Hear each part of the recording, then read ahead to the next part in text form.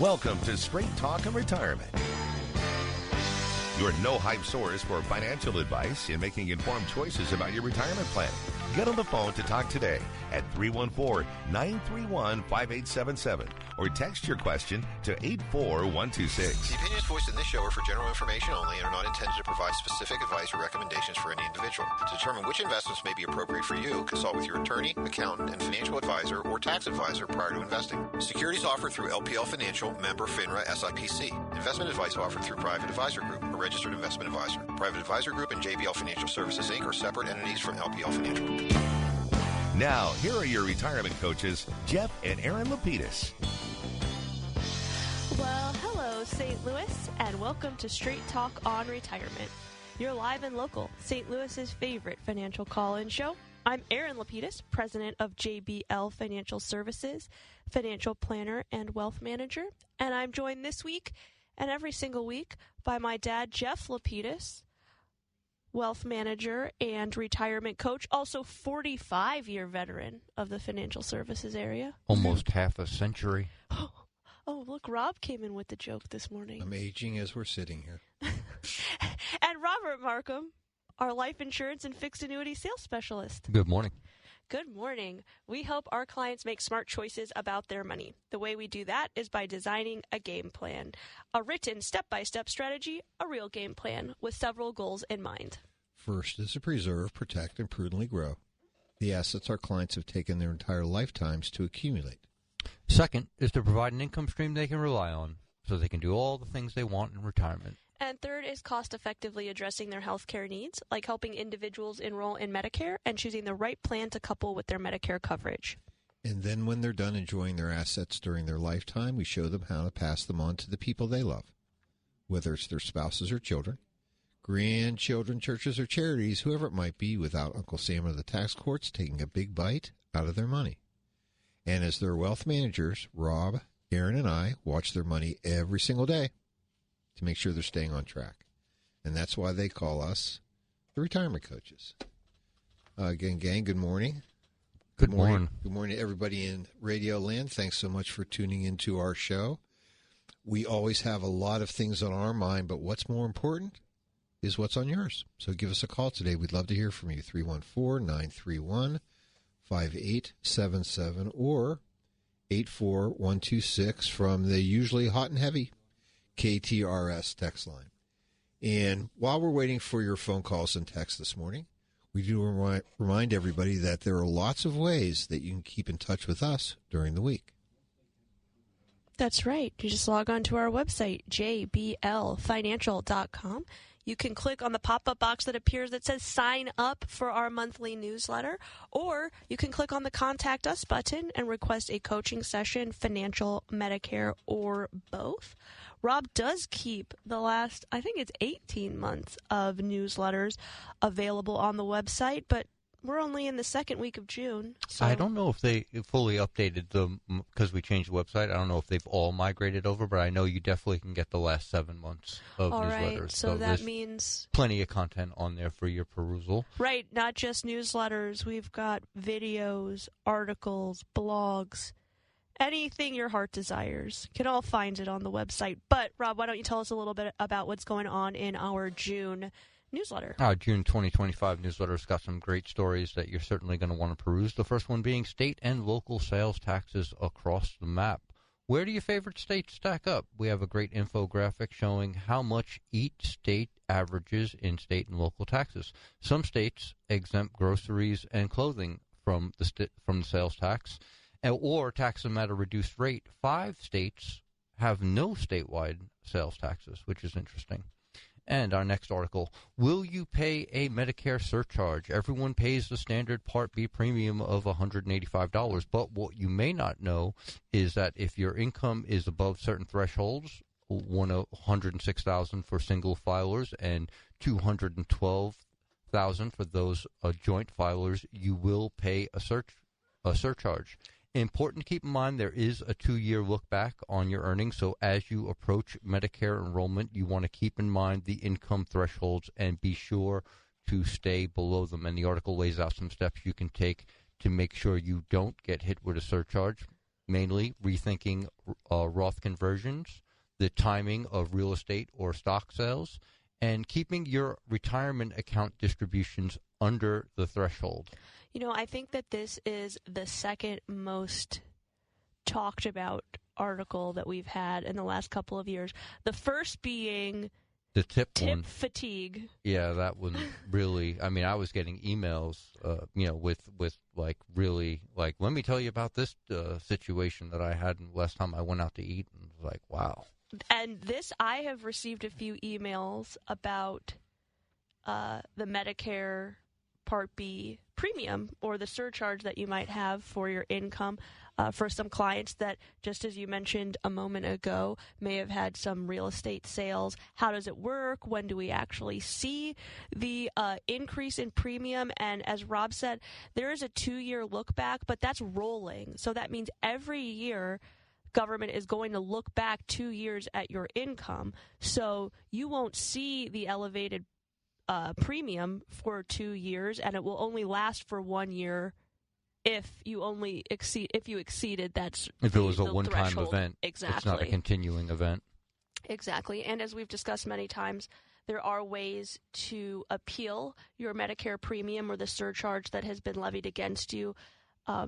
Unfortunately, capital gains from the sale of property or securities are not one of them, but retirement is. So a change in your income situation is a way that you can moderate that. So, absolutely, you do have an appeals process. And our next article: fine-tuning with sector funds.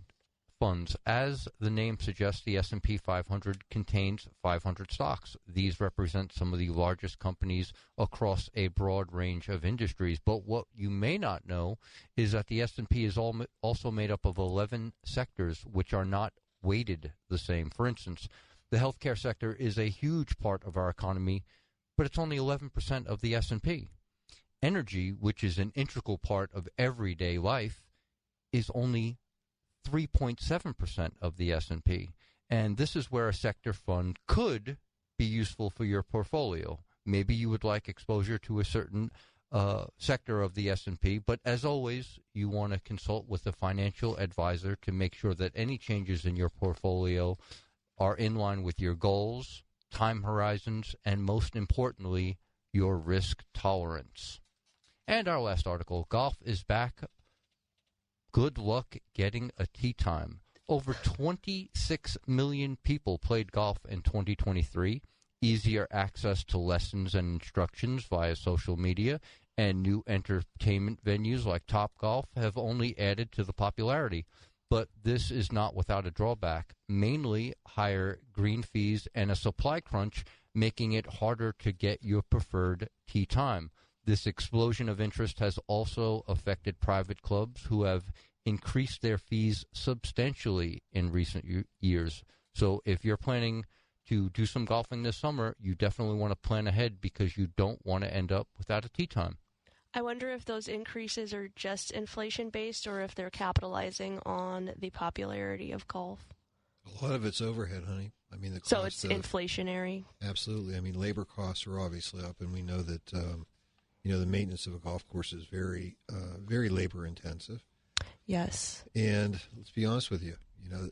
When you're paying $400, $500, $600, $700 for a driver, it's okay to pay a little higher green fee. Yeah, I hadn't thought about the explosion of social media instruction could kind of offset some of those costs, because now maybe you don't have to put as much money into lessons because you're kind of getting it for free on the internet, and so you can put a little bit more money into the actual experience. Well, I think that's true to a certain extent. I would just say that, you want I mean, if you're really taking lessons, you're looking for feedback from another human being that can say, hey, by the way, this is going on and this is going on. The television usually doesn't talk back to you. That's a good point. It's also not as fun if you're not very good or the ball's not going where you want it to. So, in keeping with what I said, our first comment of the day is, could we go a little deeper on the sale of property and how that affects the inflated Medicare adjustment? And so I thought, let's just use a quick example. Let's say that you sold a rental property. So you are going to experience capital gains, most likely, without the exclusion that you get for the primary residence.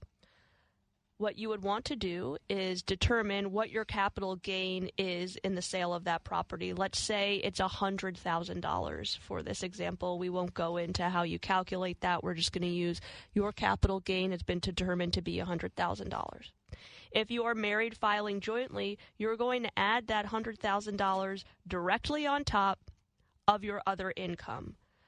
The Medicare premium is based on modified adjusted gross income, but there are a few caveats, right? So, for example, if you are holding a portfolio of municipal bonds, the interest is tax-free. It is not excluded from this calculation, so you're going to add that back in. So we get to your modified adjusted gross income based on the Medicare premium. We add $100,000 on top of that. If you made the sale this year, that's 2025 still, right? Then in 2027, if you married filing jointly and those two numbers added together are higher than $212,000, then your Medicare Part B premium is going to be adjusted up to $259. So you have about a $74 increase on that first level. That's correct. And if you're married filing jointly, that is for husband and wife. So 75 times 2, $150 a month extra for 1 year if you only sold one property. If in 2026 you sell another property, we run the same calculation again. And that means in 2028, because they're going to do a 2-year look back, they're going to say you still have that elevated premium. Then when we get to 2027, if you had no other sales, then your premium is going to drop back down to where it originally was. The infographic on our newsletter is fantastic. It's like color-coded and everything. So if you're not subscribing, you can email Robert at jblfinancial.com, or you could just go to the website, click sign up, or you go to the website, go to the newsletter and pull it up. The other place that you can easily access this is ssa.gov. If you go to the Medicare section of the Social Security Administration website, you can see the chart. They'll also give you more information on to what is exactly used to calculate your income for this specific calculation, because as I said, there's a few other factors that it's not just looking at your tax return. Yeah, honey, I was going to say, and somebody may have a question out there, in regard to inheritances. We know that if someone passed away and you inherit property from them, that's a non-taxable event. That isn't something you're actually including on your, on your 1040, because it is income, so it isn't going to affect you in a negative way.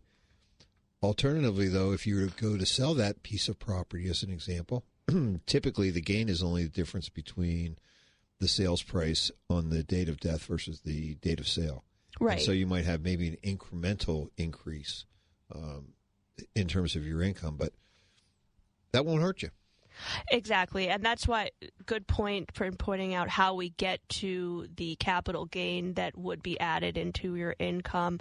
I left that part out for our other calculation, but you just want to be clear with your numbers, and that's where the accountant comes in if you have one, or your tax preparer, or if you're working with a financial advisor, they should be able to give you a little bit of guidance too if they feel comfortable doing that. And again, as you said, honey, Rob said this earlier, one of the ways that you can avoid this is timing Roth conversions differently. Mm-hmm. I mean, it really doesn't make sense after 62 years old. Right, to begin to do these Roth conversions, and especially if you're working.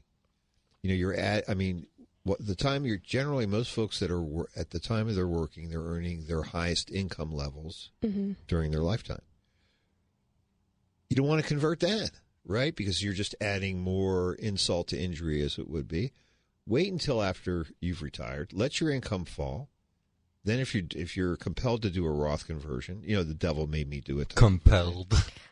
If you're compelled. Well, I mean, I think... I'm talking about, evil spirits taking over. Evil spirits. And, you go crazy, or for whatever reason you decide to do a Roth conversion.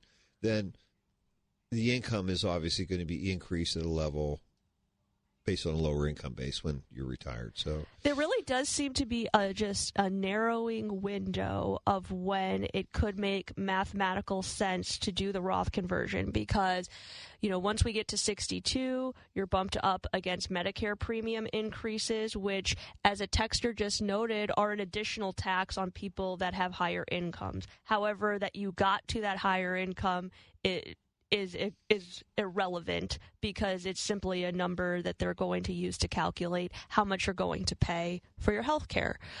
So first you bump up against the Medicare premium, then you bump up against your required minimum distributions because you cannot convert required minimum distribution into Roth. So when you get to 73 or 75, if you're born after 1960, then now you have to take your required minimum distribution, and then on top of that, you would have to convert more. So really, I guess you just have to retire early if you want to do a Roth conversion, or you're just really converting such minimal amounts because you're trying to stay within brackets. And I also think people leave out the fact that you still have to have income to live off of, right? Because the conversion is going into the Roth. That was the goal. You're still living off of a certain base of income. You're just piling on top of that. I just hate the idea that, using $100,000 is a nice round number. I mean, 30% of it could be gone right off the top. Right, so you're only putting 70 in because of taxes. But no one talks about what that $30,000 that you paid in taxes would have grown to because you're losing all the associated growth associated with that $30,000. So, or you just drained your liquidity from your after-tax money by $30,000. It's a we just don't see the it's a pickle. We just don't see that taxes are this big boogeyman in retirement. We just don't see that. So, again, it makes sense for the government. I'm not quite for certain it makes sense for our listeners. Oh, my gosh. Spoken just like Dad. Roth perversion. Yeah. That's great. That's what they should be called for most people. And I also love how every time we have any client or even potential client brings up Roth conversion with me, they say, I know your dad doesn't like Roth conversions, but... And then I have to say, he's not a fan. I'm willing to be open-minded about it. However, the math just has to make sense. And then I sound just like you. Well, I do on occasion have our clients that want to have discussions about Roth conversions. And, and look, I'm open to these, even though my mind is screaming, why? The whole time. Okay. And then when we go through the logic, it never happens. Right. It just doesn't happen. I mean, at the end of the day, this myth that's out there, and it is truly a myth, that people are converting their IRAs, their traditional IRAs, into Roth IRAs to use it as an income source is ridiculous because it just doesn't happen. Mm-hmm. We know that it doesn't happen. Are they converting it so they can then maybe use it as a big ticket item later? Well, sure, that happens, and we've seen that happen. But you have to do a Roth conversion to do that? No. Right. We could just do a little. Just this week, or actually just yesterday morning, I had a phone call with a client saying that they were in the market for buying a new car because theirs is about 15 years old and they just got hit with a $4,000 bill for repairs. So he was like, is it really worth it? Maybe I'll junk this one, sell it and then buy another. And he was asking, what are some of the options here? And I said, we went through, do we lease it? Do we buy it outright? And I always lean towards at least exploring the financing because that's going to, especially if you want to buy it as opposed to lease it. So if we've made that decision already that you're not leasing, we're going to look at buying. Then let's look at what the financing options are because it gives us the most flexibility. You could theoretically, take the 5-year car note and by January 3rd of next year have the car paid off, but we've done it in 2 tax years, which could have a big impact on, one, just what your taxes are. We don't even have to go back to the Medicare premium adjustment, just could keep you in a relatively lower tax bracket, or 2, it could keep you out of the Medicare adjustment. So, and that doesn't require a Roth conversion in advance, it just requires a little tax planning and timing. Yeah, just because you take the financing for 60 months doesn't mean you have to actually stick to the 60-month schedule. There's no pay it off early penalty. Oh, well, hopefully that's Hopefully. right, because so I did hear from a few clients that, their credit unions do have early repayment penalties, but I have not heard from any of the financing companies that you go through, the auto dealerships, have any early repayment penalties. So you got to hold it for a couple months, and then you can be rid of it. They ask you to do that because I believe what happens is in the first 3 months they get dinged. Right. On the way back if you pay off the loan early. But, something you need to consider. Our phone lines are open. We'd love to hear from you, 314-931-5877 or 84126 from the text line. Well, we've got a couple of text messages on deck. Should we take our first break of the hour, and then when we get back, we can answer those texts? Oh, we got a few more coming in, so don't touch that dial. We'll be right back after these messages. St. Louis, we asked and you delivered. The Big 550 KTRS, along with the Jason Tatum Foundation, Chaminade College Preparatory School, St. Louis Area Food Bank, and First Alert 4 would like to thank you, the St. Louis community, for a tremendous and successful tornado response donation drive. Your donations collected over 52,340 pounds of supplies to help those affected by the recent tornado disaster. We're not stopping there. Join us for a second drive Saturday, June 14th from 9 to 2 at the Chaminade College Preparatory School at 425 South Lindbergh in Frontenac. This is our time to shine, St. Louis. Every little bit helps. St. Louis, where everyone matters. Whatever you can donate makes a difference. For all the details and the donations that are needed, log on to ktrs.com. It's time to show our true colors and be a part of a great city and community. This is Joe Cordell of Cordell & Cordell. Cordell & Cordell is the largest family law firm in the country, with over 35 years of helping clients navigate divorce. That does give us certain advantages, for example, in experience and resources. But being big doesn't mean less personal or less local. Our attorneys live and work in your community, and as neighbors, they understand the challenges your families face. Cordell & Cordell, a partner you can count on. The choice of a lawyer is an important decision and should not be based solely upon advertisements. 600 Kelwood, St. Louis. CordellCordell.com. Do you have loved ones ready to retire who are tired of owning their home? Cape Albion Lakeside Retirement Living is celebrating 25 years of being locally owned and operated. Located at Big Bend and Doherty Ferry and surrounded by two beautiful lakes, this hidden gem offers resort-style living with the feel of family. Residents easily forge lasting friendships through endless activities. In addition to independent living, Cape Albion offers assisted living and memory care, so one can age in place there. Call 636-861-3200 to schedule a tour or check them out on Facebook at Cape Albion. The storms are back, the wind, the hail, the damage to the roof. And when the roof gets damaged, who do you call? You call John Bill Roofing. But the storms are back. You know who else follows the storms? The storm chasers.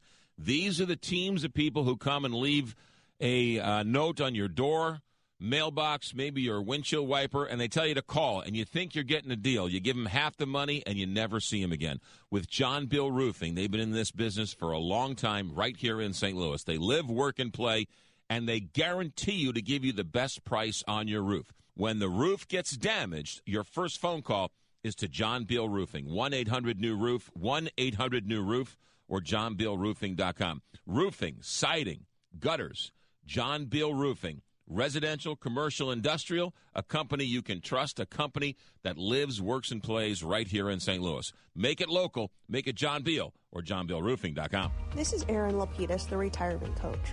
Wouldn't it be great to have a game plan, a real strategy, so that no matter what was going on in the stock market, the economy, or the world, you could be confident about your retirement? Wouldn't that be great? If you're within 5 years of retirement, call me today at 314-863-0008. That's 314-863-0008.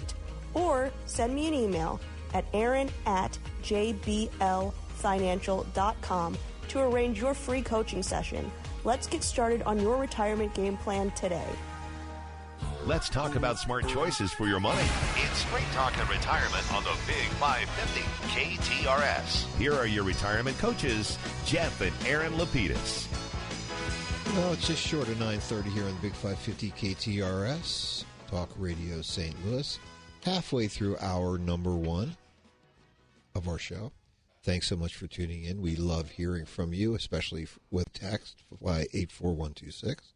or on telephone, 314-931-5877. We got the text line loading up. Let's go. And it is Father's Day weekend. The masses are ready to go. And our next letter writes, on the IRMA bump up, because of the sale of a property, will it mean anything if I'm still working but collecting Social Security? Yes. So you have a little bit of an advantage because Social Security is not fully taxable. Only up to 85% of it is.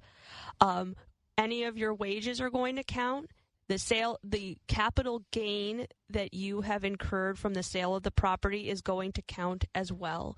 So this is not situationally based. This is entirely based on a straight determination of what your income is.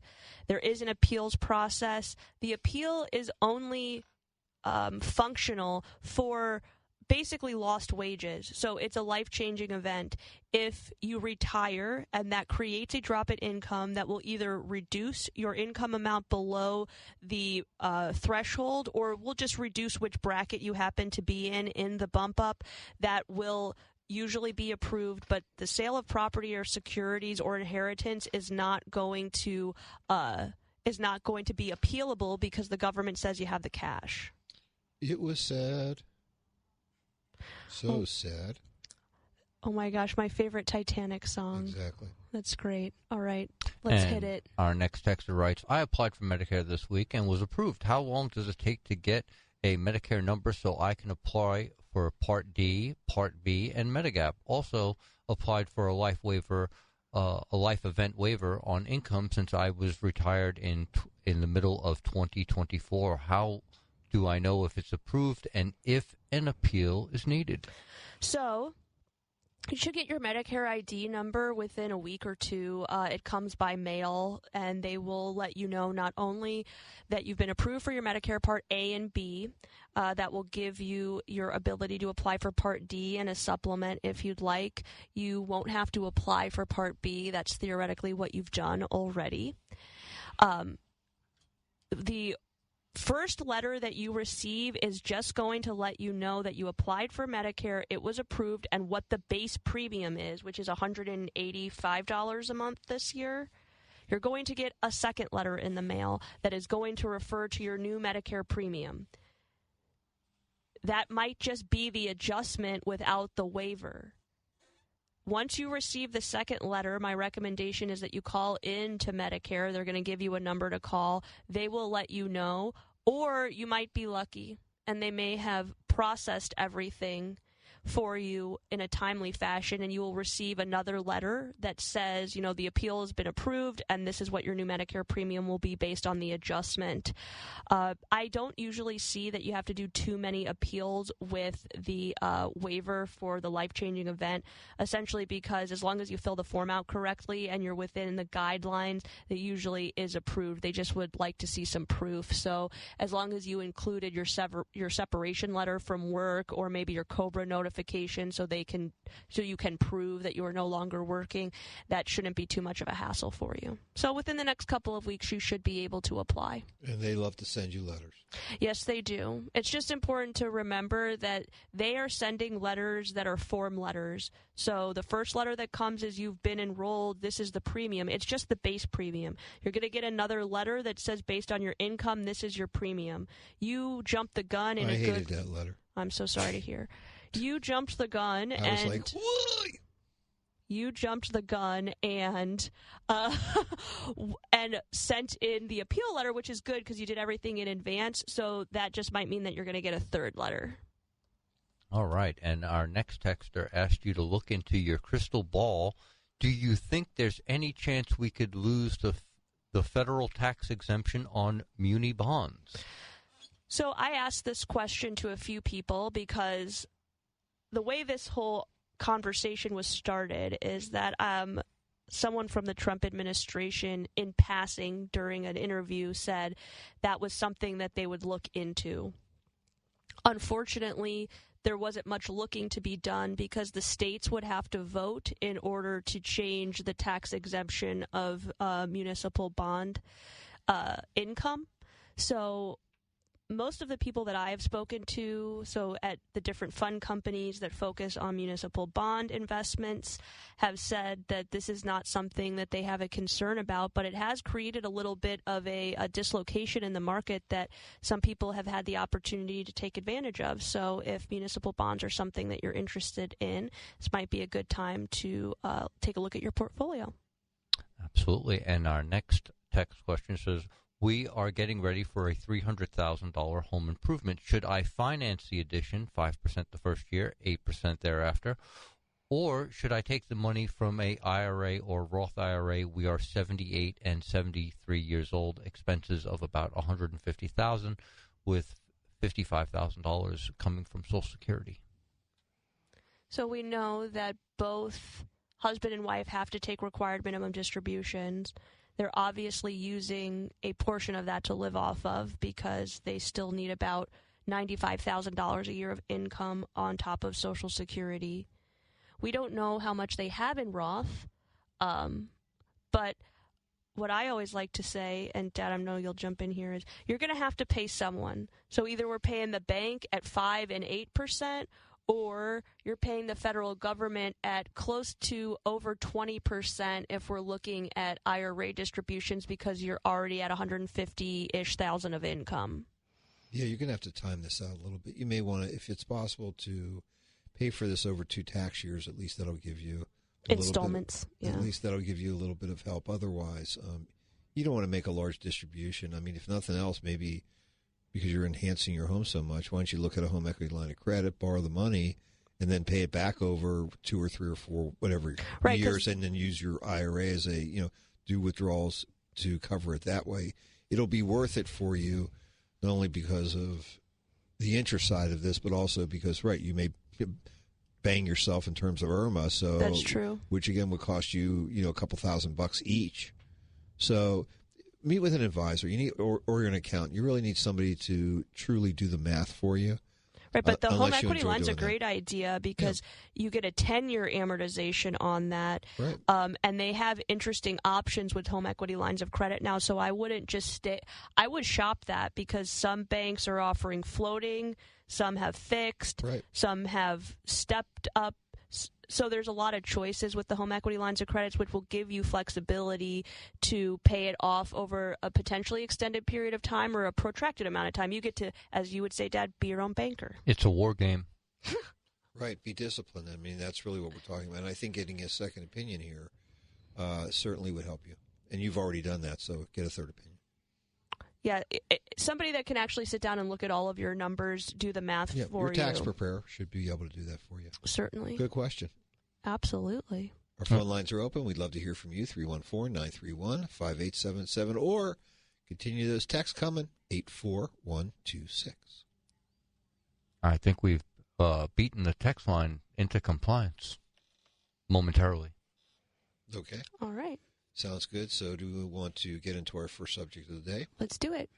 Very good. So I thought what would be interesting is, we're basically pretty close to, we're almost halfway through the year. And I know that sometime in November, we had a discussion about financial planning and other questions that may have during 2025. And so what I thought it might be nice to kind of review some of the questions that you should have been asking yourself. At the end of the year? Yes, and maybe you haven't done that, and if it's the case, maybe this will give you a little bit of, of motivation, and maybe you continue on with those thoughtful discussions and maybe movements forward. The first one is that, and we get this all the time, what is my optimal savings bucket? How much liquid cash should I have on the sidelines available for emergencies, A, B, for large capital one-time purchases that might happen during a 12-month period, and or unexpected things that are expected? It's like a comfort level question. Right. We want to always make sure that we have our bucket full. And if it isn't full, we have to create a plan to fill it. Because we know that as folks get older, there is an increasing comfort in having cash that's available and having liquid assets and be able to deal with, let's be honest, if you have children, young or old or older, adult children, the older they get, the more expensive their issues get. Okay? And so, therefore, if you're wanting to be helping and assisting, whatever it would be, having a boatload of cash isn't a bad deal. And I would certainly say that my philosophy over the last 45 years, as my daughter likes to remind me every once in a while, in practice, is that 10% of your portfolio, of your net worth, okay, is not a bad number. To it having really cash. is, right? Liquid cash available, and I'm not talking about sitting in the bank necessarily. It could be money markets, it could be CDs, it could be a combination of things, etc. Do you find that the 10% number equates to the 6 months of expenses? No, not even close. The 6 month of expenses rule is really, in my mind, created for people that are currently actively at work. Okay. You lose your job, you've got enough money to cover yourself so that you can get from job, to the next job. That's really what it's all about. It isn't necessarily about, this is a good feeling number. Because as you know, Erin, Rob, while we're sitting in meetings with clients, first thing we say is, how much liquid cash, what is your vault? And is it a level that you feel comfortable? And most people it's at this level, but truthfully, I don't feel comfortable. Right. I'd love it to be more. And the answer is it bad? And it's like, well, here's the deal. When you get to a point where you feel, as I like to use the expression, when your cup runneth over, okay, when you think there's too much in there, then you give us a call. We're always open for money for our clients. We're happy to invest it. But alternatively, that liquid money that they want to have available, that vault, should be in a commercial bank. It should be very accessible. You should be able to walk into a teller and grab cash if you want, whatever it would be. Also, you certainly don't want to, and this is in any situation, pay your advisor, especially if you are working in a fee-based situation, to hold cash for you. That's not the intention of the accounts that you have with your financial advisor. So you want to have those in a place where they're easily accessible within a day. Or like you said, Dad, you could walk in and actually request the cash if you're buying something in you got found something on the yard sale. You got to go use cash for it. You want it to be easily available to you. But then I guess the next thing I would say is, when I'm sitting with clients in meetings, I always look back, because we do ask this question every time: how much do you have in your savings? I like to look back and see the last time we saw them, which could be 3-6 months. What was it then? Where are we? And if that number is fluctuating downward, I think that's a conversation I like to have. Why?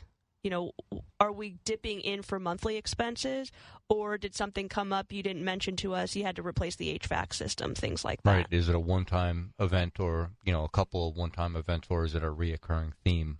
Right. Is the money good, as you would like to say, Dad? Well, you're right. And so, as an example, I have a meeting later today after the show. I do still work, as you know. Sometimes. Not as often as you, honey, but I still do work. Well, say it loud. And I'm visiting with folks, and they have a boatload of retirement assets. They've been great savers, great investors. Companies put in, they've met the matches, they've exceeded them, etc.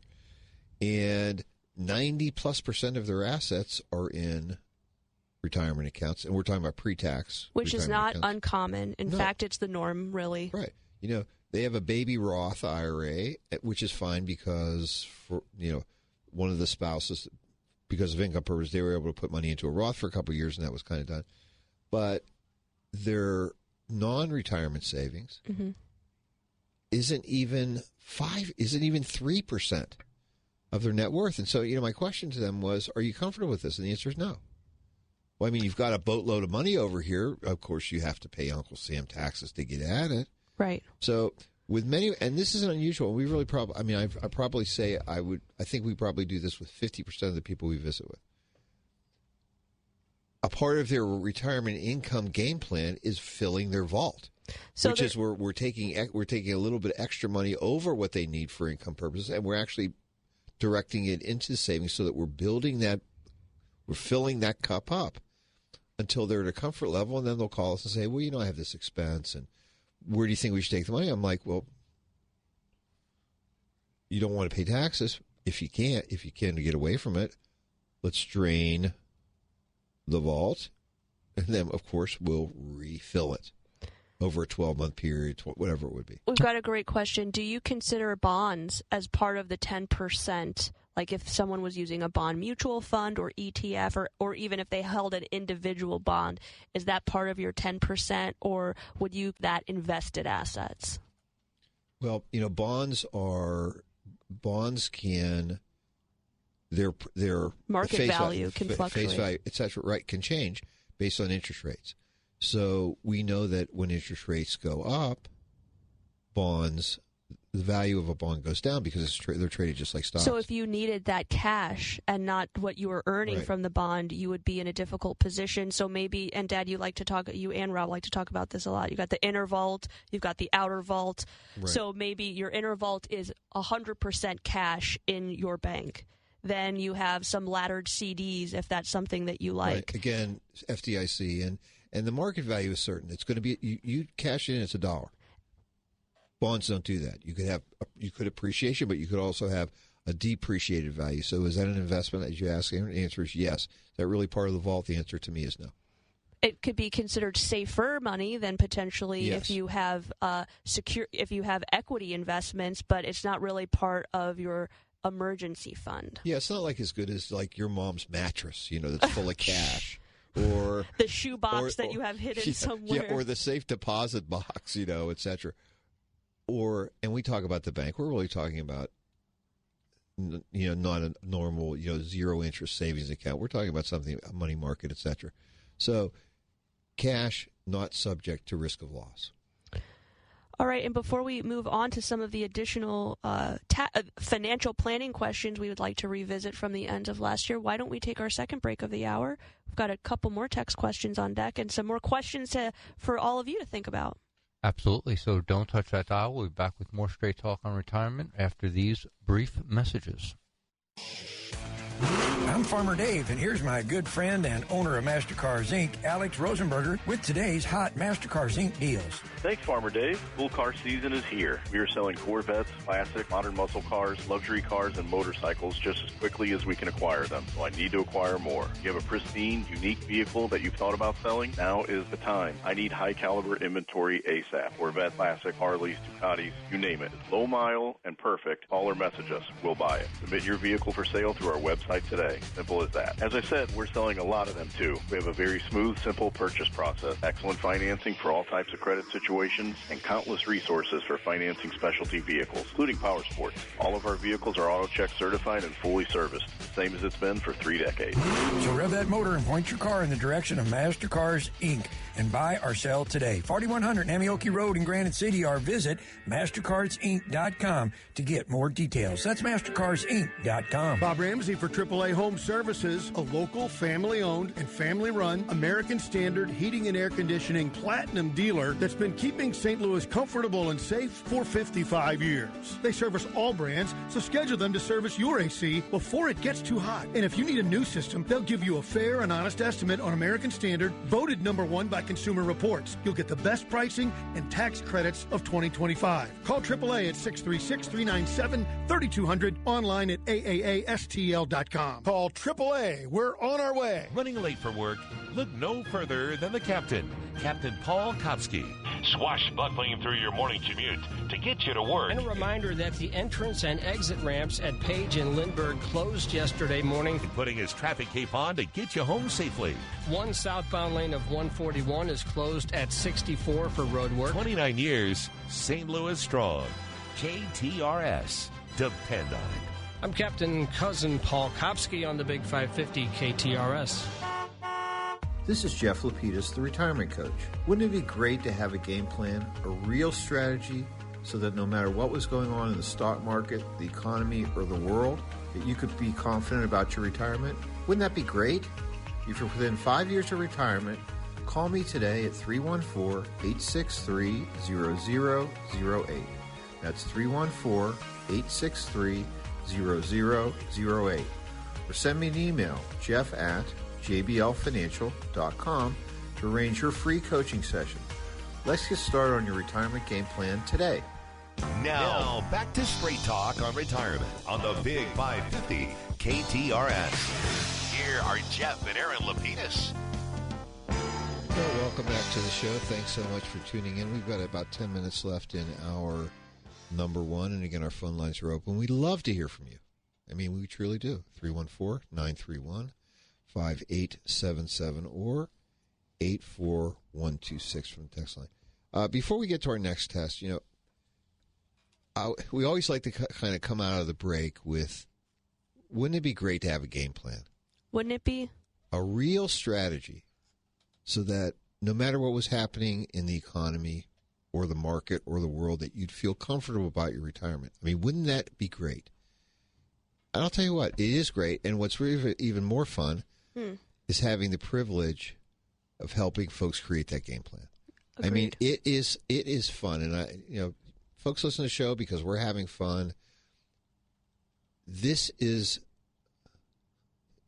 it's a game. I mean, it's a game that we love to play. And frankly, it's one that folks that are listeners call in, come visit with us. We can help you win that game. And that's what it's all about, which is you being able to continue to have the income that you want during retirement. We're going to plan for that so you can do the things you want to do. Deal with emergencies, deal with contingencies, deal with extraordinary purchases, deal with the kids, and then eventually pass on the assets to the people you love in the way that you want to. I mean, that's what it's all about. I mean, that's what being a planner is all about. I mean, we are paid by investing our clients' assets. That's how we get paid. But everything else is the fun, to be honest with you. And that's why we do the show. So thank you. Yep. Absolutely. And our next texter writes, if you don't appeal to Social Security for increase in Medicare deduction and your income ends up being below the where the increased premium kicks in, do they repay the amount you were charged extra? So this question, let's start from the beginning. Your current year's income has no impact on your current year's premium. Every year, Medicare is going to look back 2 years at your income to determine what your current year's premium is. So everyone that's on Medicare right now, Medicare, Social Security, the IRS, they joined forces to see what your income was in 2023. If you don't appeal because just like our last texter, he retired in 24. If you do not appeal to have your premium reduced because of a life-changing event, they will not pay you back. Exactly. If you appeal mid-year and you've already paid the increased premium for 4 or 5 months and you make the appeal, then yes, they will pay you back for everything that you paid over because you made the appeal. But if, let's say, you're on course this year to go over $212,000, that is irrelevant for your current year's premium. If 2 years from now, in 27, you do not appeal this year's number, they're not paying you back. Because you have to let them know why you don't owe that money. So that's what the appeal does. It says, I'm no longer working, my income is X, it's not Y, I shouldn't be charged based on Y, I should be charged based on X. So the short answer is no, but the long answer is don't worry about this year's income. Absolutely. And our next texter writes, because of the GPO and the windfall elimination provision, school teachers and firemen and others will receive Social Security. What are the tax issues? You're going to pay them. There's no issue. There's no issue. I mean, right. that Social Security benefit is going to be subject to income taxes like everybody else's is. So if you want the dough, you get the privilege of paying taxes on it. That's it. Yes, and if you receive some back pay from Social Security plus a new Social Security benefit, all of that's going to be taxed this year. So you might want to hold a few dollars aside if it happened to be substantial. I've heard some substantial amounts over the course of the last several months with our clients. Some as low as $900. It's probably not going to have a massive impact on your tax situation, but I've heard $13,000, $14,000 as part of that back pay. That could have an impact. You might want to set a few thousand aside because this will be the only year that it's going to have that big jump. But then in the future, you'll know exactly what you're getting from Social Security every month. And you know what they like to say on these windfalls? The windfall. If you're complaining, Nobody's listening. Oh, come on. No, when you have the money, you can't complain. You wanted it, they gave it to you. Woo-hoo. I'm actually very glad that they got rid of this, the windfall elimination provision, because for those people that had jobs outside of jobs that didn't pay into Social Security, they never really got to reap the benefits of their work. And they paid into the system. Why shouldn't they? I never understood Patriotic. that.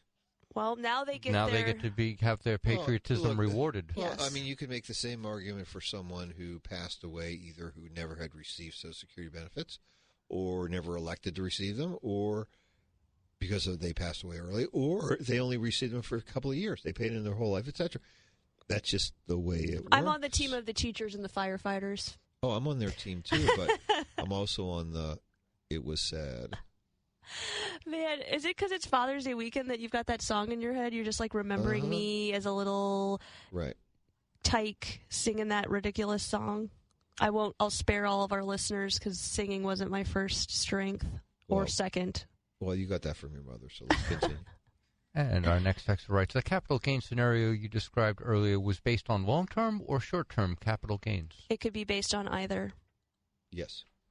That was a good question. Yeah, that is an excellent question. And just one comment. Our texter writes, excellent explanation, Erin. Thank you so much. Quite welcome. Always here to help. Keep the text coming, as you said, Dad. That's what we're here for. You're right. And phone calls, 314-931-5877 or 84126 from the text line, because we do have about 3 minutes left. Let's get back to those questions. Right. And, do you have any projects? I like to call them capital projects in the next 12 months. And have you thought about discussing with your advisor or done it yourself? Have you planned on where you're going to get the money from? Where are the sources? Are they going to be taxable, partially taxable? How's it going to affect you?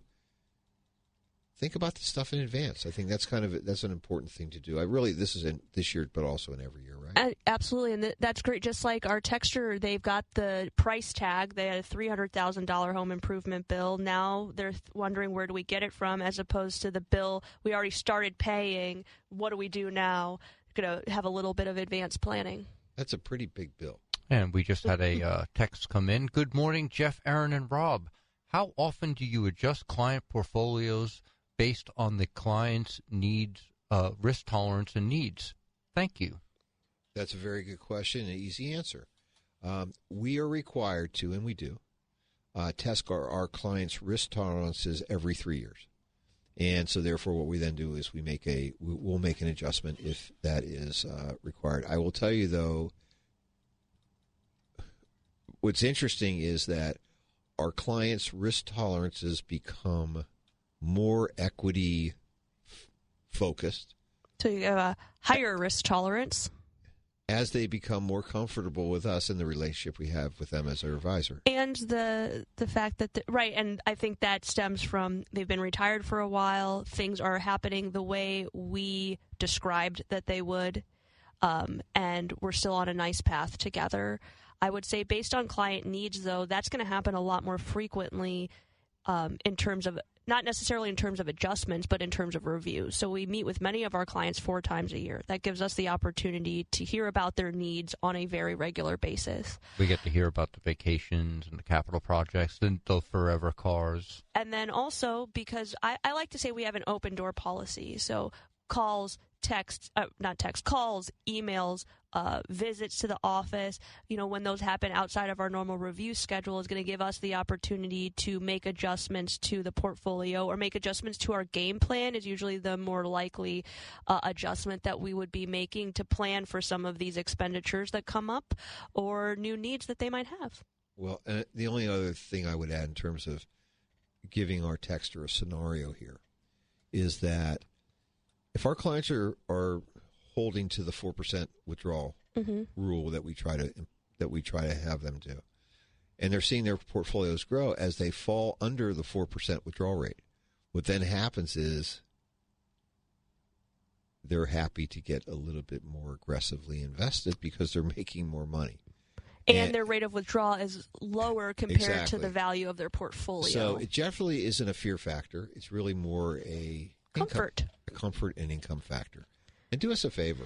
Don't touch that dial. We'll be back for hour number 2 of Straight Talk on Retirement just after these very, very, very brief messages. Let's talk about smart choices for your money. It's Straight Talk on Retirement on the Big 550 KTRS. Here are your retirement coaches, Jeff and Erin Lapidus. Welcome back, everyone, to hour number 2 of Straight Talk on Retirement. Special surprise this morning. Frank Ellis is in the house to lead our Smart Choices About Your Healthcare segment. Well, good morning. Hello. Good morning. I am alive. I am here.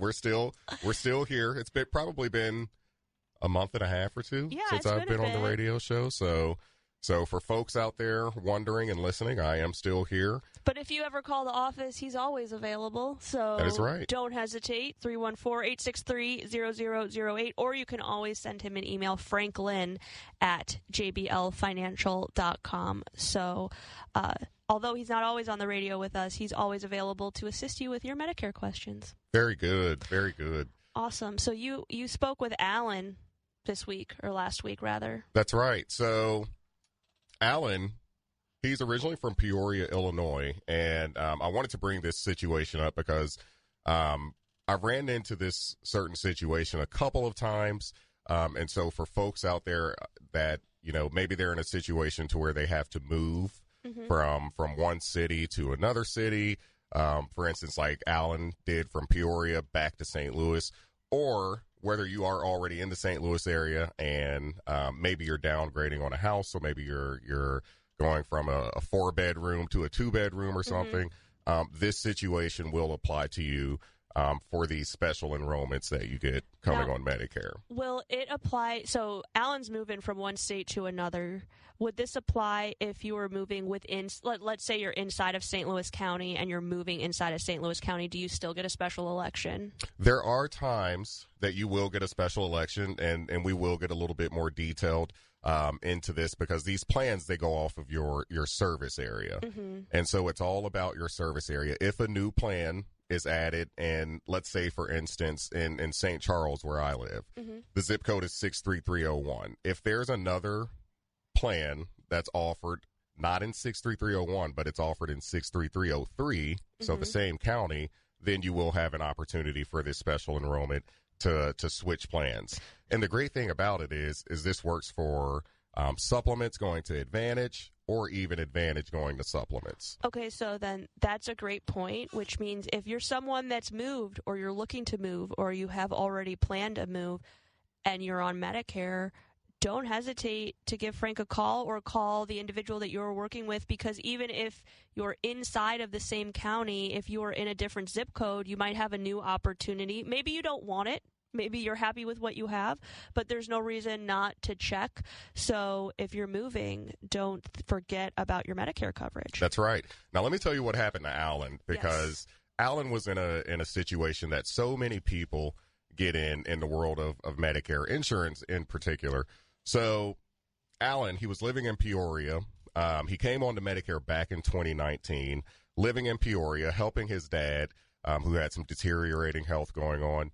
But Alan, he spent his working career here in St. Louis. And so it's Alan, his sister, and his brother. They all lived in the St. Louis area. But in 2019 or 2020, back when COVID first happened, Alan did move back to Peoria to be with his dad. So Alan called the office, and he wanted to know if there was anything that he could do whenever he moves back to St. Louis. So his dad ended up passing away back in February.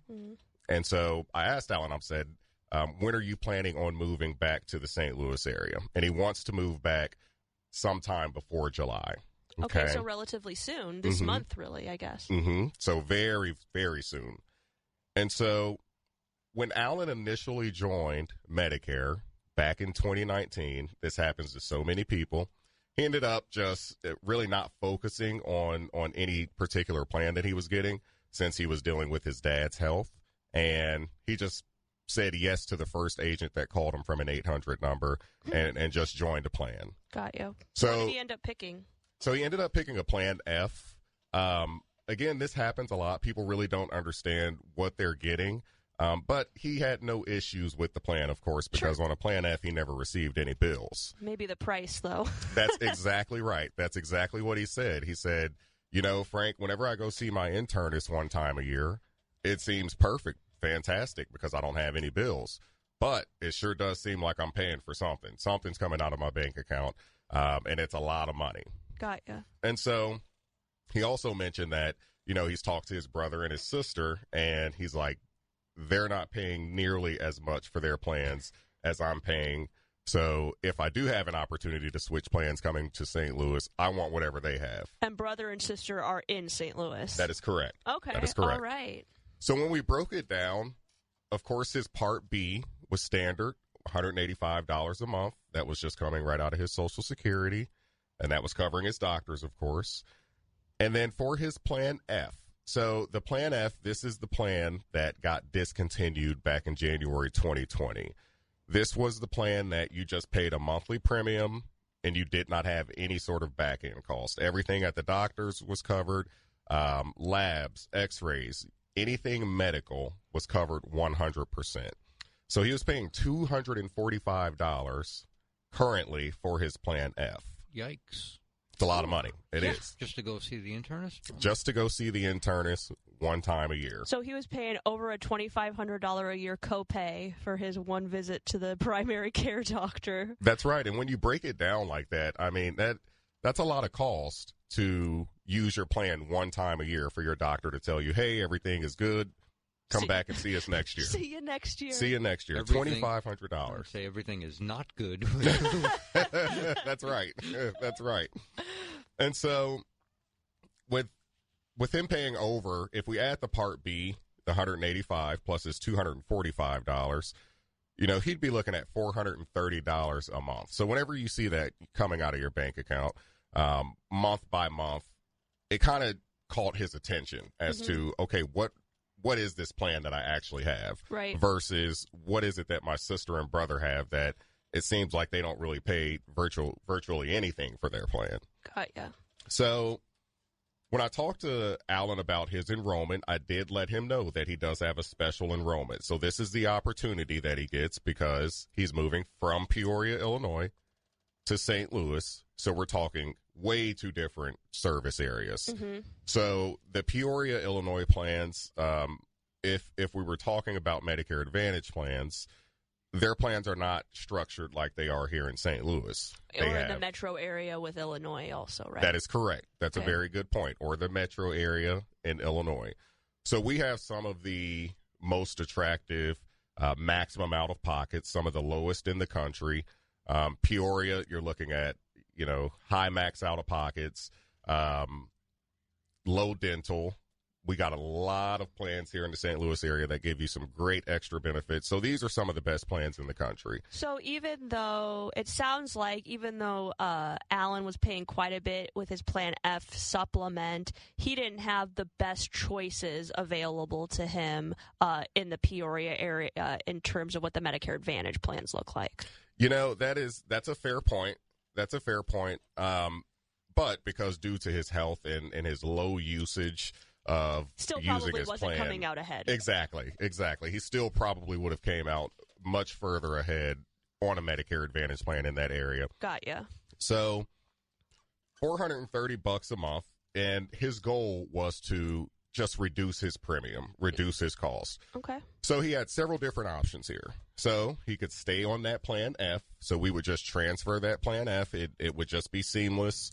He would just let the insurance company know that he was moving. And then would that potentially change his premium? Yes. Okay. Yes. So his premium would probably, in my guess, increase just a little bit. I don't think it would be by 2, but because he is moving to a different area, the premium would be based on that zip code. But the benefits would remain identical. That is correct. That is correct. Okay. So he could keep his Plan F. We would just transfer that. Or we looked at the option of a Plan G. Okay. Because he does get this window, even though he qualified for F, he does get this special enrollment to get a Plan G. So he wouldn't have to go through medical underwriting. You guys would just apply with the special enrollment period that he has available to him, and if he wanted to pay that premium, he would get it. That is correct. So the benefit, the reason we looked at the Plan G was the benefit is you do have less premium. And so if his goal was to reduce the amount of premium that he was paying, then Plan G could be a viable option for that. Yes, you are still going to have to pay premium, but it's going to be significantly, in most cases, significantly less than a Plan F that you've been on for 5 years now. And I just have one quick question. What is the enrollment period available? So you said that Alan is planning to move back before July. When does he have to have all of his paper? One, when can he start applying? And two, when is the latest that he can apply in order to make this switch using this enrollment period? So Alan gets 3 months before he would move. So if he would have contacted me, let's say back in April, we could have started back in April, May, June, and then had a July 1st effective date ready to go for him. Okay. The latest would just be once he moves. You kind of get into the writing on the walls here when it comes to these rules here. So technically, he could stay under that plan through the end of the year, and then we would switch him to a Medicare Advantage plan during the open enrollment period time.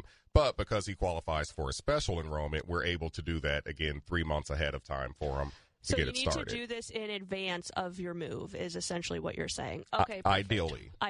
All right.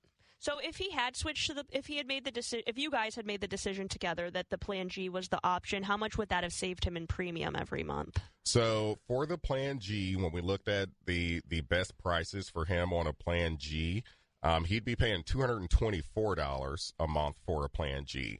Now, so you saved him lunch. Exactly. Essentially, exactly. Not much savings because keep in mind the Plan F was $245, and so he would just be saving a little bit, $224. What is that? $21 a month. Yep. And then on top of that, with the Plan G, of course, you have the $257 deductible on that plan that you don't have on a Plan F.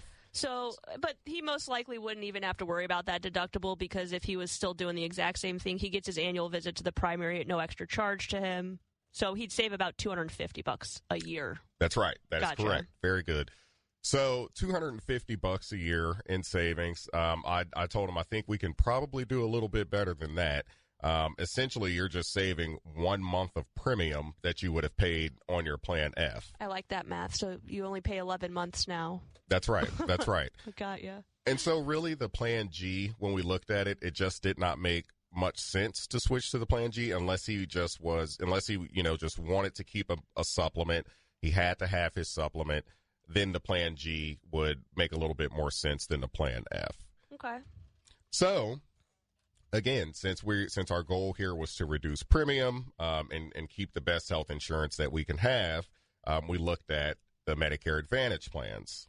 All right. So the big benefit of the Medicare Advantage plan going into this for Alan is all going to be about the premium. How much is he going to save each month by reducing that $245 to zero? Okay. And so let's do the math here. So he was paying $245 a month. So annually, that checks out to $2,940. And again, he's just going to his internist one time a year and spending $2,940. So on the Medicare Advantage side of things, that's exactly how much he would be saving. So he would be able to pocket $2,940. And when he saw his internist, he would pay $0 as long as they were in network. Right, because he gets a zero copay with most of the Medicare Advantage plans, and also he gets the annual visit at no extra charge, so all that blood work is going to be covered at no extra charge to him, too. That's right. That's right. And then what are some of the max out-of-pockets, like on average, of those Medicare Advantage plans? So the one that we looked at, the one that matched up with him best, was the $2,500 max out-of-pocket. Okay, so again, even if he had the absolute worst year of his life, he's still going to end up saving over $400 for the year because he was paying on that Plan F $2,940 a year. And then now if his max out of pocket is $2,500, he's still coming out ahead. But if he tracks and has let's say the next 5 years, his health is exactly the same, how it's been now, then he's essentially not going to pay anything to see his primary care physician. And he's going to save over the next 5 years, you said, $14,000. That's a lot of money in savings, yes. I mean, he put out his output for the last 5 years has just been ridiculously high for his level of health. And that's really interesting to me because we know that Illinois tends to have lower premiums than Missouri does on the supplements, really across the board on insurance, but most specifically we know about the supplements are usually can run 25% less, which is probably why when you did the comparison of the Plan F to the Plan G in Missouri, he was getting a discount in Illinois in the sense that it was less expensive than if he had gotten the Plan F in Missouri, so the Plan G was more expensive here. Yep. So that differential was much lower. But what an incredible savings, and also what an incredible safety net. Meaning, even like you said, in the worst case scenario, so his next year doesn't go well. It's not just a one visit to the primary kind of year. It's admissions to the hospital, labs, tests, x-rays, all kinds of things. Even with the Medicare Advantage plan, he comes out ahead by over $400, almost $450, which easily. Is 2 months worth of the other premium. Even that's right. You know, every year can't be the worst year of your life. Let's hope not. That's right. And also, I mean, you didn't even you mentioned briefly at the beginning about the extra benefits that Medicare Advantage plans are going to offer that are going to put hopefully money back into his pocket or just give him the opportunity to actually utilize some additional benefits aside from just a That's right. annual checkup. That's right. And another thing that I wanted to mention that I felt was important for him, since he is moving from a non-network plan to a network plan now, was will he have to pay for his internist back in Peoria being on a Medicare Advantage plan with the service area of St. Louis and the surrounding area? So... Oh, he's not switching doctors. He's going to keep his Peoria physician. He's going to keep his Peoria physician, and that was one thing that was very important to him, to keep that physician. Okay. And so... what these plans have now is a national network. The national network is he can go to any doctor in his plan's network domestically, so we're talking in-state only. He can go to any doctor as long as they accept, let's say, for instance, Aetna. As long as they accept an Aetna plan through Medicare Advantage, they will consider him in network. So most likely, even as somewhere that's as relatively close as Peoria to St. Louis, the same plans are not going to be available. But as long as your potential physician, wherever they happen to be inside of the United States, accepts Medicare Advantage through the company that you are using, United Healthcare, Aetna, they are going to take you, and as Frank said, as an in-network physician. That is correct. So that will keep his cost to a $0 premium for his internist. And then, of course, any specialist that he sees, he'll pay a little small copay. If he does see a specialist over the next 5 years, so he would pay a small copay. Oh, and we've got a comment here. When talking of max out-of-pocket for Advantage plans, you said it was $2,500, but you have to add $2,000 max out-of-pocket for prescriptions. I would argue you don't have to add that in. Just like we don't add in the Medicare Part B premium when we're doing the math here, you have to pay your Medicare Part B premium if you've got the F supplement or you've got the Medicare Advantage plan. You have to pay that $2,000 max on prescriptions if you have a Medicare Advantage plan or you have the supplement. So if we go back to Alan's math, oh my God, he's paying $2,940 a year for the supplement. Let's add on $2,000 for the prescription. So now we're at $4,900 versus if we take the $2,500 max out of pocket with Medicare Advantage, which is not a guarantee, just a potential. We add the $2,000 in, you are still coming out ahead. That is correct. You're still coming out ahead. And not everyone is going to hit that $2,000 max, of course, on pharmacy. Alan, his health is so good, as we can see, because, again, he only sees his internist once a year for the last 5 years. No prescription. So if something were to happen, though, he would have that safety net. If he had to get on a very expensive prescription, he'd have that safety net of that $2,000 max out-of-pocket for pharmacy costs. And I'm assuming that he was on one of those zero-premium prescription plans since he probably wasn't taking anything, which is why he didn't add it into any of the math here. That is correct, through WellCare. So for a lot of people, if you were in Alan's position on a Plan F or a Plan G supplement, you've got another premium to add in, which is the prescription drug premium on top of that. Whereas with Medicare Advantage, you get it all bundled into one together.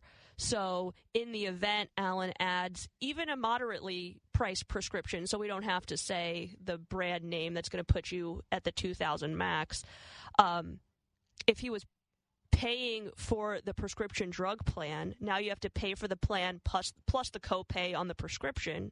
Whereas with Medicare Advantage, you don't pay a premium for the prescription plan, you get it included. That's right. So you're only paying a copay if there happened to be one associated with it. That's right. I like to look at the max out-of-pocket as a potential cost versus when you look at the supplement, it's a guaranteed cost. It's guaranteed. You're paying that no matter what. Exactly. So it's just a matter of, do you want to front-run these costs, or do you want to play the odds that maybe next year and the years thereafter are not going to be the worst of your life? But if they are, you have a ceiling on what you're going to pay.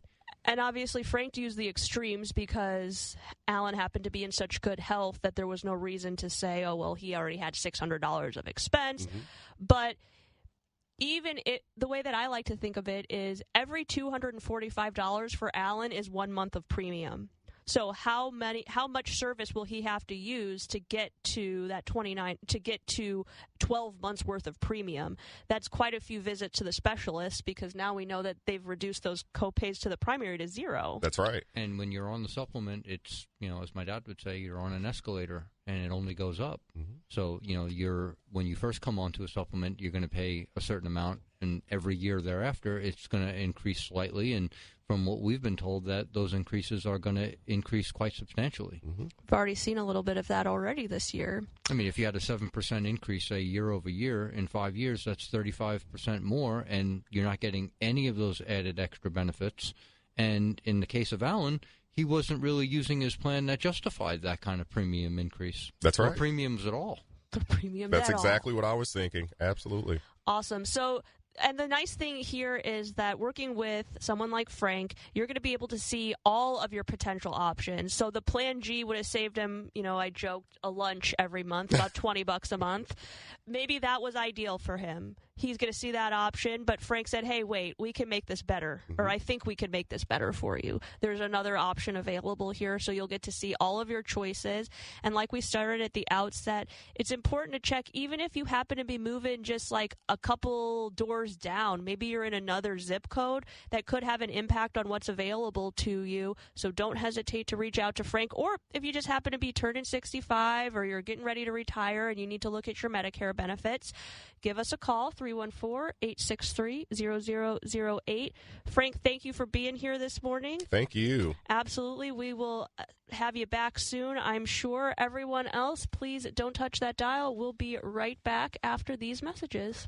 I'm still going for it, even with higher stroke risk from atrial fibrillation, an irregular heartbeat not caused by a heart valve problem. Over a 3-year study, Eliquis apixaban tablets reduce stroke risk better than warfarin, and over 97% of Eliquis patients did not experience a stroke. A first stroke occurred in 2.9% of warfarin patients versus 2.3% of Eliquis patients. Don't stop taking prescription Eliquis without asking your doctor. It may increase your stroke risk. Eliquis can cause serious and in rare cases fatal bleeding. Don't take Eliquis if you have an artificial heart valve, abnormal bleeding, or antiphospholipid syndrome. While taking, you may bruise more easily or take longer for bleeding to stop.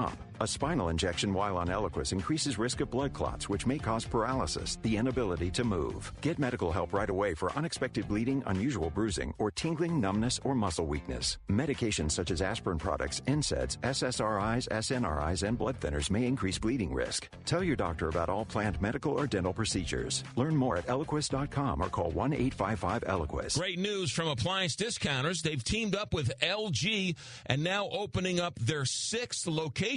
Appliance Discounters factory outlet will be offering out of the box, slightly blemished, factory closeout, or one-of-a-kind brand new LG appliances at drastically reduced prices. Some will be reduced as much as 60%. Appliance Discounters and LG teaming up. Now 6 locations. To find the one nearest you, theappliancediscounters.com. This is Erin Lapidus, the retirement coach. Wouldn't it be great to have a game plan, a real strategy, so that no matter what was going on in the stock market, the economy, or the world, you could be confident about your retirement? Wouldn't that be great? If you're within 5 years of retirement, call me today at 314-863-0008. That's 314-863-0008. Or send me an email at aaron@jblfinancial.com to arrange your free coaching session. Let's get started on your retirement game plan today. Now, back to Straight Talk on Retirement on the Big 550 KTRS. Here are Jeff and Erin Lapidus. Well, welcome back, everyone, to the second half of hour number 2 on Straight Talk on Retirement. The text line is lighting up, so we're going to try to get to everyone. I know we had a caller on the line during our Medicare segment. If you'd like to call back in, sorry you couldn't hang on, but we're here to answer that question too. And the text lines have exploded, and that usually happens after an appearance by Frank Ellis. That's right. My goodness. Right. Our next texter writes, "Hey guys, so I know Missouri, especially St. Louis area, offers some of the best Medicare Advantage plans in the country. They do. Have you experienced with any of your clients any struggles or appeals with any denied coverages compared with supplement plans, which too have occasional appeals? Can your doctor's office help with any appeals? Are they usually part of that process? Thank you." So we see relatively few appeals or denials with not only Medicare Advantage, but also with the supplemental plans. The doctor's offices are an integral piece of the appeals process, because what happens is the doctor's going to have to write an explanation as to the need for the service that's in question. However, my suggestion is that you work with the individual that helps you enroll in the Medicare Advantage plan. So, for example, if you worked with us, Frank is here to help assist. He's almost like your appeals coordinator, because he'll help you determine what the appeal requires. He can help get on the phone with the physician's office, make sure they have the correct information that you need to get to the insurance company so the appeal can be processed and hopefully to the best outcome for you. He can also get to the bottom of where the denial came from in the first place, because in some cases it doesn't require an appeal. You know, these medical billing situations require codes. Sometimes we've seen numbers inverted, which create the wrong code, which creates a denial. So sometimes they're innocuous and can be easily solved. Sometimes we need to do a little bit more legwork, but that's where the value in working with someone like Frank comes in, especially if your agent or Medicare advisor has offered that service to you as part of working with them. We do offer that because we know that's an important part of your health care, is that it works when it's supposed to for you. Absolutely. And our next texter writes, "I'm 65, still working full-time, started drawing my Social Security in February. My question is, when my income exceeds $23,400, Social Security will penalize me 50%. I assume they will hold 50% of my income beyond $23,400 out of my Social Security check. And if that's the case, will I eventually be reimbursed of everything they have taken out?" So what happens is, for every $2 over the $23,400 that you earn, Social Security is going to take back $1 of your Social Security benefits. Once you fully retire and no longer have that income, they will pay it back to you, but not all at once, and it's going to take them several years to do it. So you are not going to see the full benefit of that for quite some time. But yes, you do eventually receive that money back, but you don't earn any interest on it. You don't see that 8% bump, so you really are essentially giving the government an interest-free loan of that money. Good to know. And our next texter writes, "Hello, everyone. I retired full-time on June 30th, 2024. Congratulations. I had enough hours built up so my company could cover me on their insurance plan through December 31st, 2025. Is that a good time to schedule a Medicare coaching session? My recommendation is that you will want to wait until October 1st to have a conversation about Medicare benefits. That doesn't mean wait until October 1st to get on the schedule. Give us a call in the early fall and August, September to get on the schedule for after October 1st. The reason I recommend that is because you want to take a look at the 2026 plan. So your benefits, your Medicare is going to begin January 1st, 2026. So you want to see the new plan.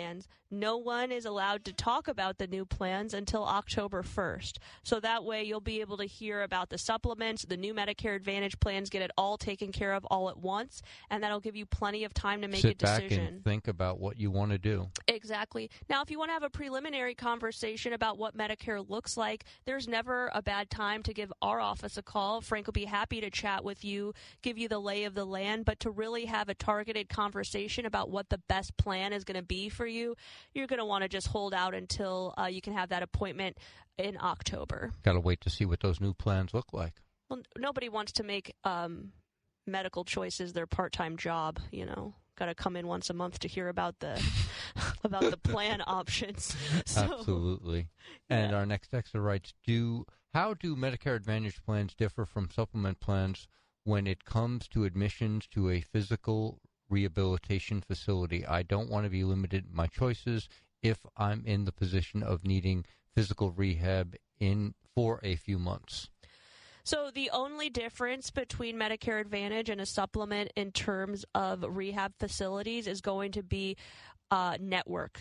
So just like Frank talked about before, supplements are not network-based plans. Any facility that accepts Medicare will accept you. Medicare Advantage plans use a network-based system, so any facility that accepts the plan will accept you, meaning any plan that's in the network. Now, this is a conversation that you can have before you make a decision, not knowing if you would need rehab in the future, but I can say that the networks, just like with physicians, with facilities, are very large for the Medicare Advantage plans. So I've never seen anyone feel limited in the choices that they had for themselves or their loved ones in utilizing Medicare Advantage for rehab facilities. I would also add to that, because we've seen this with our moms, is that usually you're in a hospital and you're receiving care, and they're saying it's time to go to rehab. They give you a facility. They give you a list of ones that are covered by the hospital, like that are with the same hospital system. Right, that are associated with them. And typically what you're doing is you're following your physician's directions. Right. And that isn't unusual. Again, if you were to decide to go to a different facility, you just want to make sure that that facility is one that's covered by the plan. Right? That's real easy. Follow the book. That's right. As we used to say. Don't fight your plan. Right. My goodness, and the texts are still coming in. Hot and heavy. Our All next right. Our next texter writes, I'm a union worker and about to retire after 32 years in. Wow. Congratulations. Congratulations again. I was wondering if I can get my rotator cuff surgery done on workman's comp without trouble. I've been holding off for a couple of years, and this week I'm getting another cortisone shot. I'm planning on retiring next year and getting my surgery hopefully in January. So, Dad, talk to us about workers' comp. Well, again, you're certainly going to be in a situation where you need to make a claim. Right. And generally, when you're making a claim, you're making a claim because of a specific circumstance that occurred that led to the injury. Got you. So if you've been walking around with this for a couple of years, I think you're going to have an issue. Also, you need to make the claim before you retire because you want you have to be on the plan in order for you have to be covered by workman's comp in order for it to cover you, correct? Yes, and the other side is that Medicare is going to cover a lot of this. It's going to help you, right? And depending upon what you elect, you may find that the expense is relatively minimal. So even if you submit the claim to workman's comp and it doesn't go the way you'd like it to, you can always work with someone like Frank to chat about what would my expense be on a supplement or on a Medicare Advantage plan if I were to need this surgery as soon as I jumped onto Medicare. And our texture is not unique in that actually statistics are now showing that people are waiting to join Medicare for all different types of medical needs. Knee replacements I saw was at the top of the list. So joint replacements, knee, hip, knee obviously one of the top ones, shoulder repair, all kinds of things. People are waiting to get onto Medicare because of the favorable expense versus what their group health insurance through their employer was paying. And in fact, that's starting to throw off some of the actuarial numbers with the insurance companies, which is why we saw Aetna last year, United this year, having some issues with their claim, not issues paying claims, but just issues with balancing their expenses, because more and more people that should have been in the healthier risk group are now creating more expense. Very good. All Again, right. our phone lines are open. We'd love to hear from you, 314-931-5877 or 84126 from the text line. Is it time to take a break? Well, I was thinking, why not? Let's do that, and then we can get back to, we were answering your questions.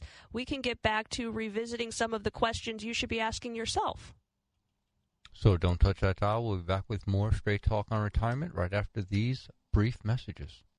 Make a splash this summer with Dogtown Pizza. The weather and the pizza ovens are heating up, so stock up on 12 different flavors of your favorite Dogtown. Why cook hamburgers on the grill when you can get a hamburger pizza? Hot chicken, the SOB and for me, and from the garden, tomato, basil, garlic, and the veggie. Make your next pool party a pizza party with 12 different flavors of Dogtown. One for every swimmer in your house. Make it a Dogtown summer at every local grocery store and dogtownpizza.com. Progressive presents Employee of the Month. Small Business Edition.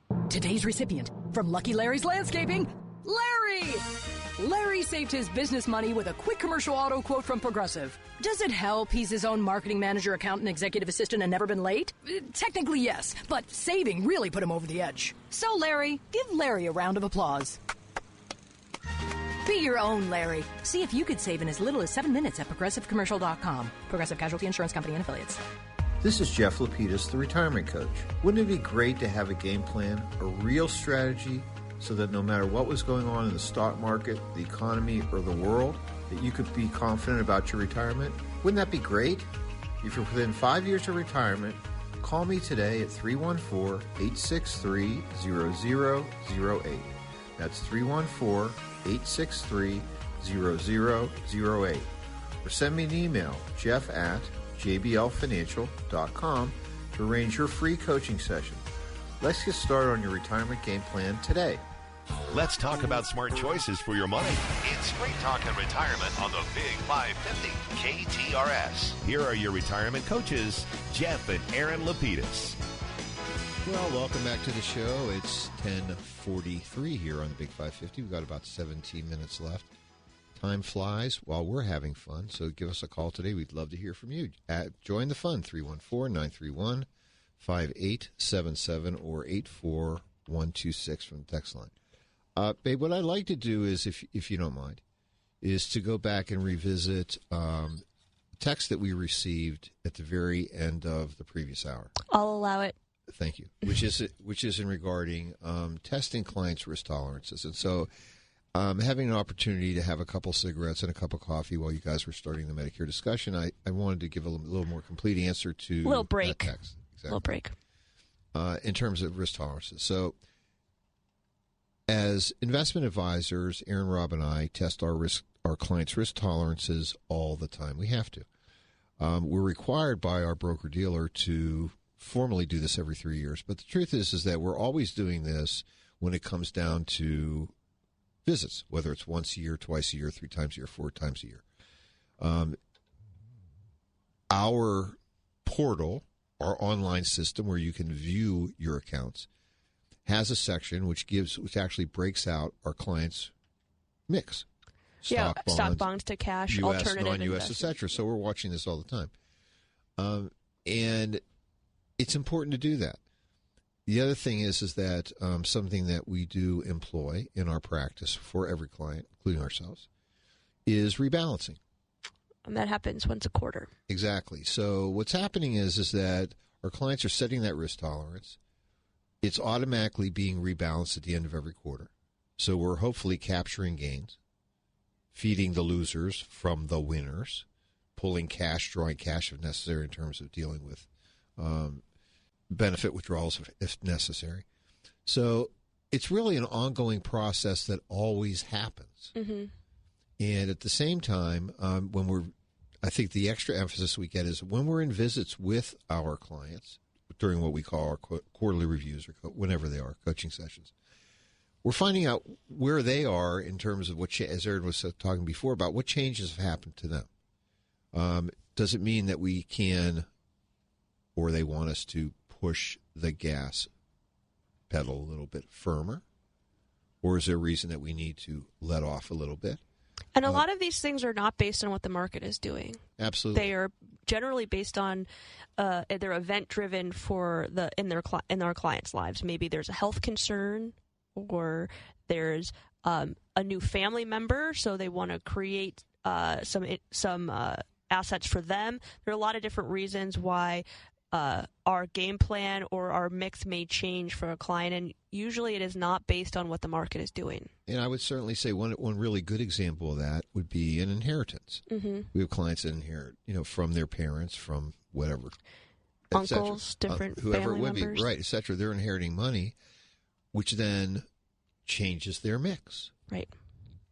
Hopefully in a positive way, but whatever it is, we're then rebalancing that mix to get them back to where they want to be. So it isn't necessarily event-driven as much as what's happening as an example, with the bombings that have happened over between, Iran Thursday and Israel. Friday, yeah. Right. I mean, is that going to move us? The answer is no. Probably not. No. Might move you emotionally, but... Well, it moves everyone emotionally. Well, right. From an investment advisory point of view, these things are, we don't know where they're going. Nobody knows what the future is. But at this point, I'm not getting the hairs on my back starting to stand up or anything. So we were just talking about that before we came on air, how many events we've seen just since March of 2020. Right. There's been quite a few major events, and just like at many other points in history, we see the market will react and eventually recover over time. So that's why when we are sitting down with prospective clients and when we sit down with current clients, we're always talking about the income first, meaning how much do we need every month? Do we have enough to support that? And then the portfolio design really comes second. So what are we invested in is important, but it's not as important as making sure the math of your income needs is working. And so having a game plan in place allows us to weather the not so great markets. It's easy to weather the good markets, right? Everybody loves that, but it also provides, I think, a level of comfort to people in the not so good markets or in the times of short-term turbulence. You know that you have a plan. Yes.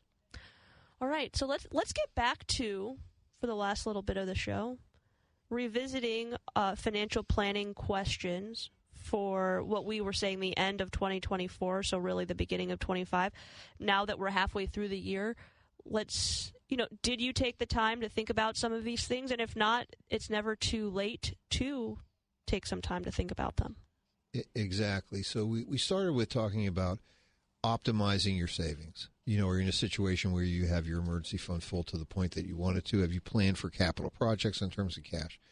And then certainly that would then lead to, am I minimizing income taxes in how I save? Am I utilizing those pre-tax opportunities available to me through my employer on an ongoing basis? I mean, if you do receive raises during the year or bonuses, does it make sense to move some of that, increase my contributions? It's funny, I'm visiting with some folks today.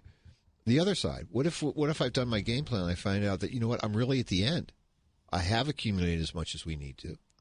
Does it make sense maybe to turn down the temperature? Exactly. Turn down my contributions to meet the match, but then taking money home then and maybe fills up that vault.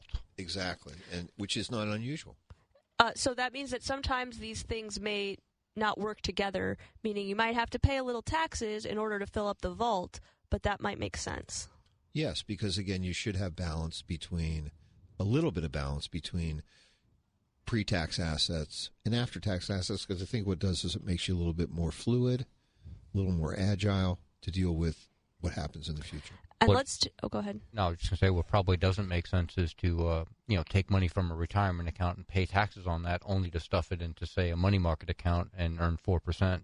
Why pay 10 or 12% to withdraw the money only to earn 4%? Did you write this segment, Rob? Yeah. He helped, it sounds like, because that's the next thing. Am I drawing assets from a taxable source that I am not consuming or using to fill my savings bucket? I did not even see that.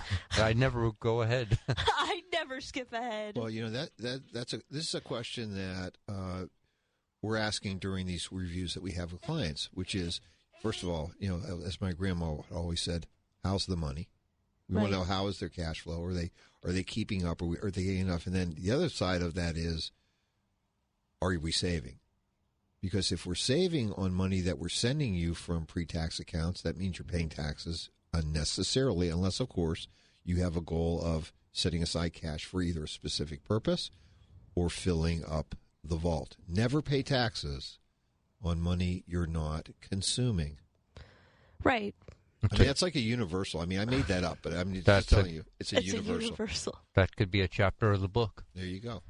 Stacking is not cleaning. Well, that's your book, babe. Childhood lessons from Dad.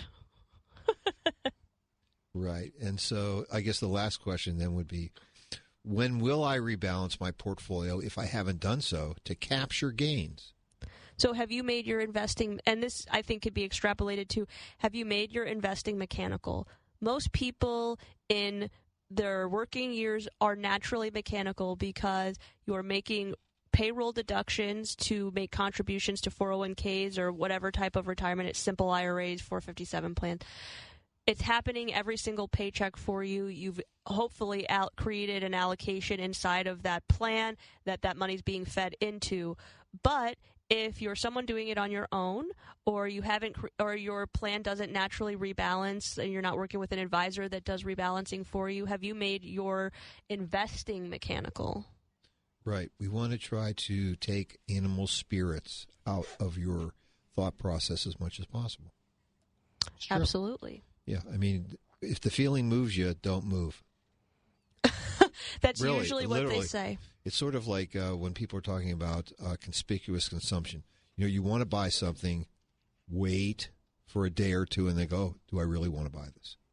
You may find out that it's conspicuous and not Is it necessary. a want or a need? That's Perfect. my line. I love Is that a idea. want or a Again, need? our phone lines are open. We'd love to hear from you, 314-931-5877 or 84126 from the text line. That's right. So those were some excellent questions that I think are a nice basis for if you need a little course correcting on your plan or goals, that this is really the foundation of making sure that you are going to be a prudent investor. Have you saved enough in your emergency fund? Do you have enough for those capital expenses? Are you minimizing taxes?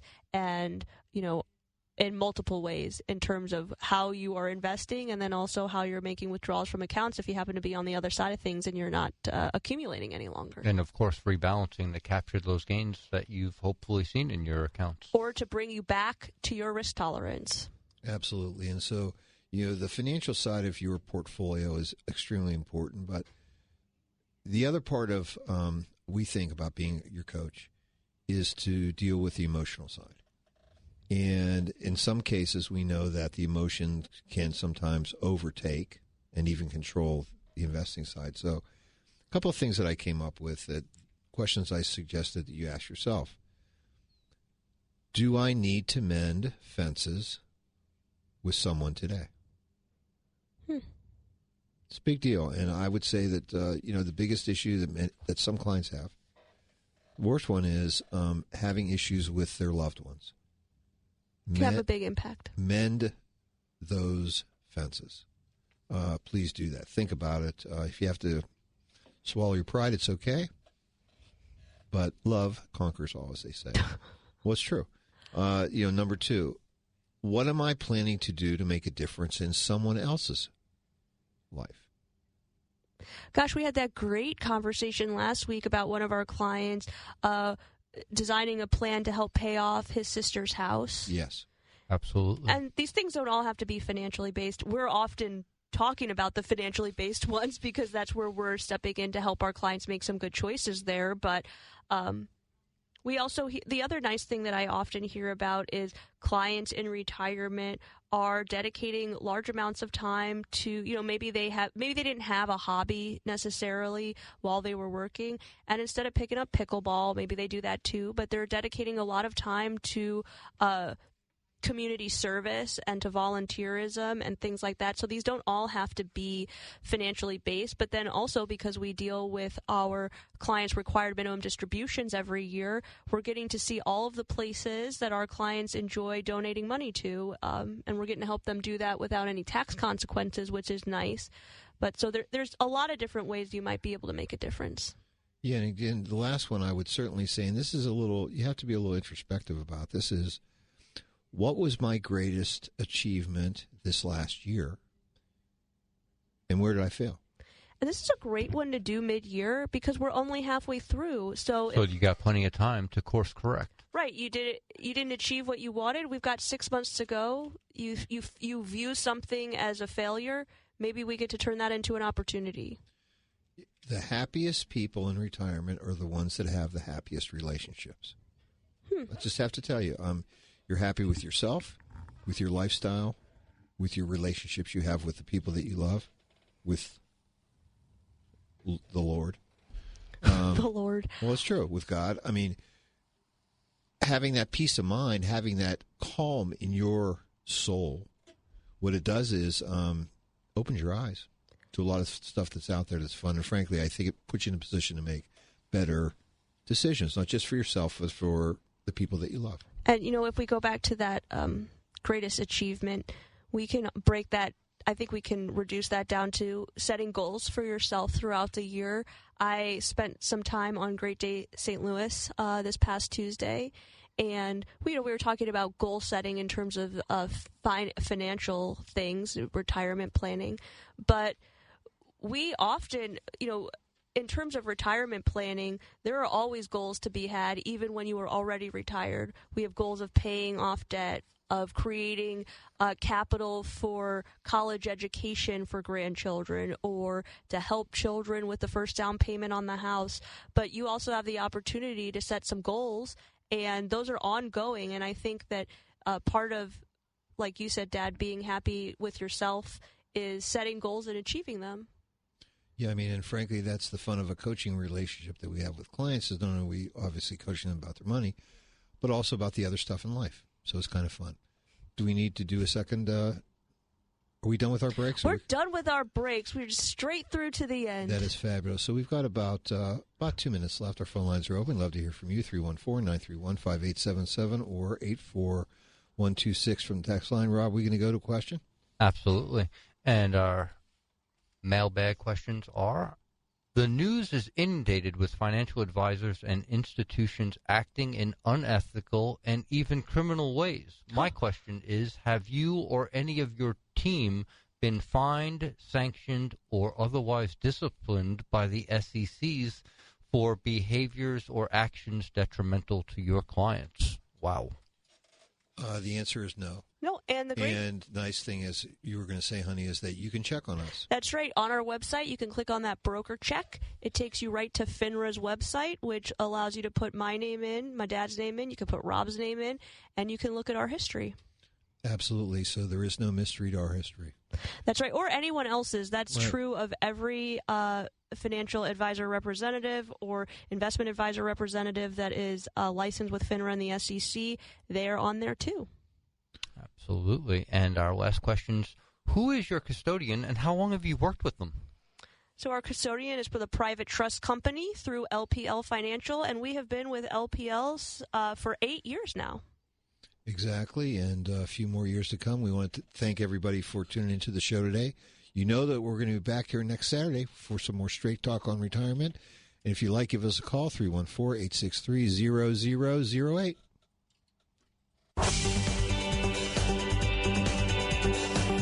opinions voiced in this show are for general information only and are not intended to provide specific advice or recommendations for any individual. To determine which investments may be appropriate for you, consult with your attorney, accountant, and financial advisor or tax advisor prior to investing. Securities offered through LPL Financial, member FINRA SIPC. Investment advice offered through Private Advisor Group, a registered investment advisor. Private Advisor Group and JBL Financial Services, Inc. are separate entities from LPL Financial. Be listening next week at 9 for more